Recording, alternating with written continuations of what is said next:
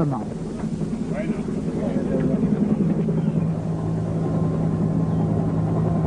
Mais les vrais parrains de la cocaïne sont déjà loin.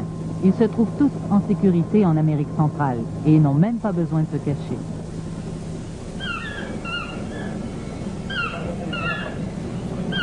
Pablo Escobar, lui, a choisi le Nicaragua révolutionnaire. Les sandinistes marxistes l'accueillent à bras ouverts. Le Cuba de Castro faisait déjà des affaires avec le cartel et eux n'allaient pas s'en priver. Escobar continue donc de planifier de nouvelles routes avec les gouvernements du Panama, de Cuba et du Nicaragua.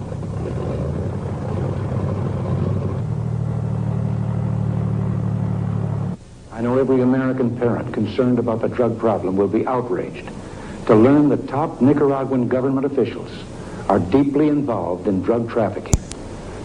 Escobar et les autres ont commencé à s'énerver et à s'inquiéter sérieusement. Jusqu'à ce moment-là, ils n'avaient jamais eu à se préoccuper de la possibilité de devoir faire face à la justice américaine. Comme il le disait lui-même, mieux vaut une tombe en Colombie qu'une prison aux États-Unis. Escobar a peur d'un système où on ne peut pas acheter systématiquement les gardiens et où une peine de 30 ans est une peine de 30 ans. Pour changer les choses, les trafiquants n'hésitent pas à amener la Colombie au bord de la guerre civile.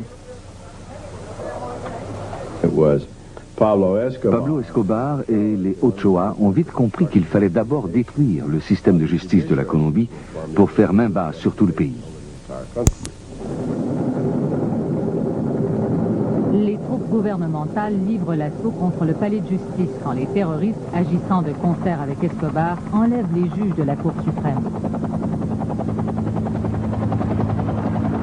Cette attaque a lieu le jour même où la Cour doit prendre une décision sur la loi d'extradition.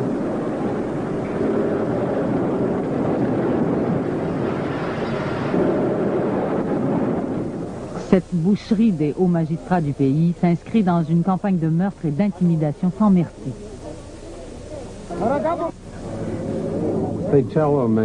Il lui disait, tu as le choix entre le plomb ou l'argent, une balle dans la tête ou un pot de vin. À toi de choisir. Ensuite, le jeune avocat brillant sortait de sa mallette un album de photos. Dans cet album, il y avait des photos des proches du juge, par exemple, des photos de ses enfants allant à l'école, jouant dans la cour, parlant à des amis. Donc le message était très clair. Tu collabores avec nous, ou alors toi et ta famille, vous êtes tous morts. Les menaces de mort d'Escobar n'arrivent pas à faire taire le candidat à la présidence, Carlos Galán, qui décide malgré tout de prononcer un discours en plein air. Nous avions un pressentiment. C'était l'homme qui avait reçu le plus de menaces de toute la Colombie. Et il était là au beau milieu d'une foule qui avait bu, sans aucune protection. Arrivé sur la place, il est descendu du camion et s'est dirigé vers la plateforme pour prononcer son discours.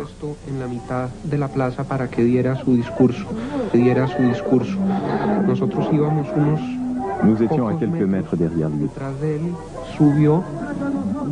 Il est monté sur l'estrade et au moment où il s'apprêtait à saluer la foule, ils l'ont abattu.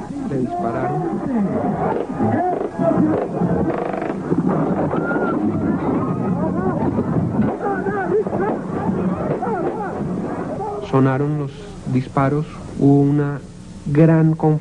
tirait de partout. C'était la confusion. Il y avait des gens qui tiraient de chaque coin de la place.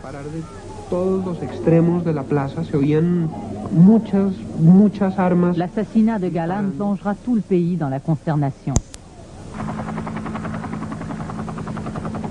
Une force d'élite spéciale est alors créée pour capturer Pablo Escobar et les autres chefs du cartel.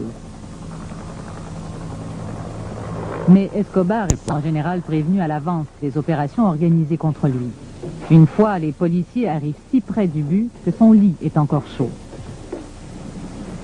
Escobar avait toujours quelques demeures sûres où se réfugier aux alentours de Medellín. Des maisons sur des hauteurs pour voir venir les éventuels visiteurs. Des provisions de nourriture, des déguisements et tout le nécessaire en cas de fuite étaient cachés aux alentours. Et si des passants semblaient un peu trop curieux, ils étaient tout simplement abattus. À l'intérieur des maisons, il y avait des caletas, des compartiments secrets qui pouvaient contenir jusqu'à 20 millions de dollars en liquide. Certains étaient assez spacieux pour cacher un homme pendant 2 ou 3 jours.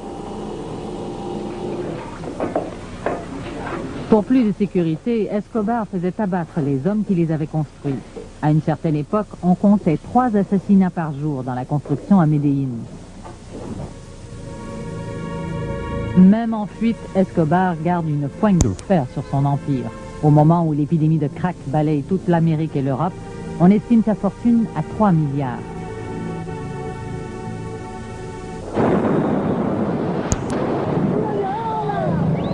Les narcodollars serviront à financer la vague d'attentats à la voiture piégée qui secoura les grandes villes de Colombie. Un nouveau mot venait de faire son apparition, le narcoterrorisme. Le 27 novembre 1989, c'est un appareil de la compagnie Avianca qui explose en plein vol. 102 people were killed on that plane. There were a couple of people that... À bord, il y avait quelques personnes qu'Escobar ne voulait pas voir arriver à destination. I just testified at the... J'ai témoigné au procès de celui qui avait placé la bombe. Escobar était l'homme auquel cet individu devait se rapporter, et c'était lui qui avait ordonné de mettre une bombe dans l'avion.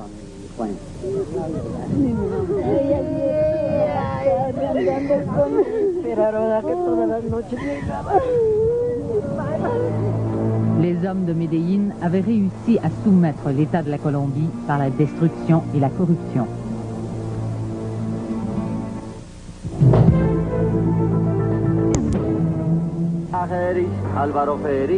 Pour apaiser le cartel, le nouveau président de la Colombie fait voter une loi au Sénat.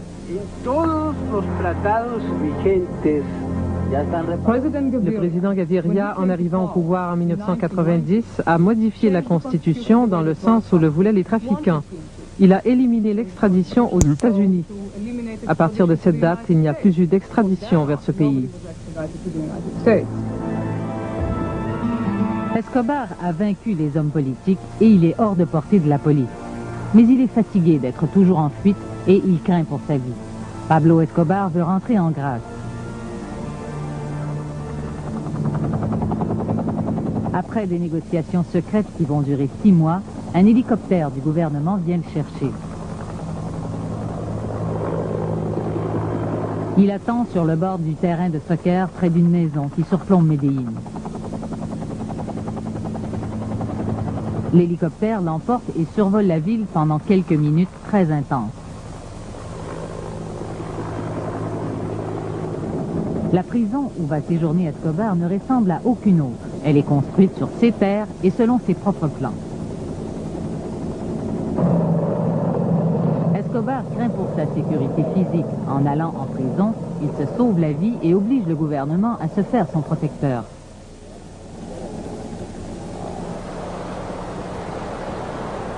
La prison s'appelle la cathédrale.